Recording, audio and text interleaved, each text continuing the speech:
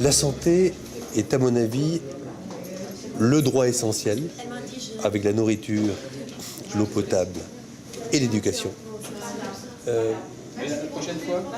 Pour l'homme, comment accepter une seule seconde qu'un enfant meurt toutes les 3 secondes d'une maladie incurable et d'une maladie qu'on peut prévenir?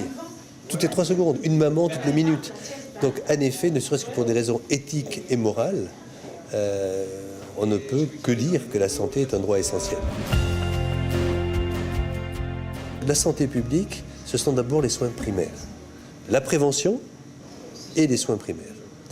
Après, il faut aller plus loin et évidemment développer les différentes spécialités. Donc d'abord, un système de santé. Ce que fait United, ce que fait l'OMS, ce que vous faites ONG, tant qu'il n'y a pas de système de santé véritablement organisé, on ne pourra pas vraiment le développer. On fera des choses et toute vie sauvée, c'est le plus beau jour de nos vies, c'est vrai. Ne serait-ce que pour une vie sauvée, il faut faire tout ce qu'on fait pendant 10 ans. Mais si on veut être rentable en termes de vie sauvée, c'est quand même le but, alors il faut un système de santé publique. Si nous trouvons des financements nouveaux, type taxe sur les transactions financières, type taxe sur une micro, quand je dis taxe, il ne faut pas avoir peur, c'est une micro-contribution de solidarité totalement indolore sur le système Internet, qui ne paie pas d'impôts, je le dis au passage, le système de transactions financières, qui ne paie pas d'impôts, je le dis au passage. Voilà.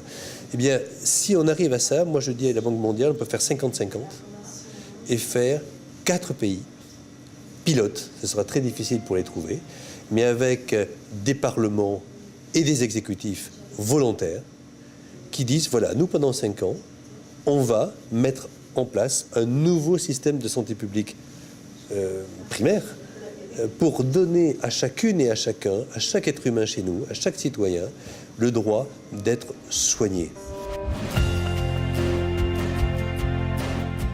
L'initiative est magnifique parce que elle est basée sur une idée simple, c'est que chaque entreprise, évidemment, a envie de faire quelque chose, pour plusieurs raisons.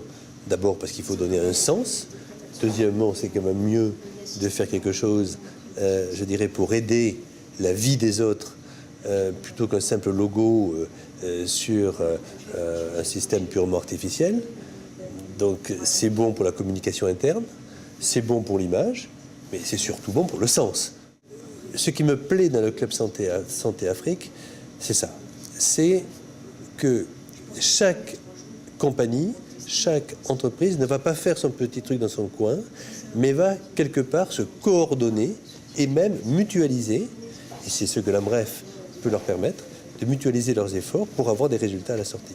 Et l'AMREF joue un rôle très important là parce qu'elle est spécifique dans le fait qu'elle forme des Africains. Malheureusement, ces maladies sont le plus souvent en Afrique, mais aussi en Asie du Sud-Est, forment les Africains. Et donc c'est ça qui est beau dans l'AMREF, c'est qu'il y a un côté, je dirais, purement africain et surtout purement profession de santé.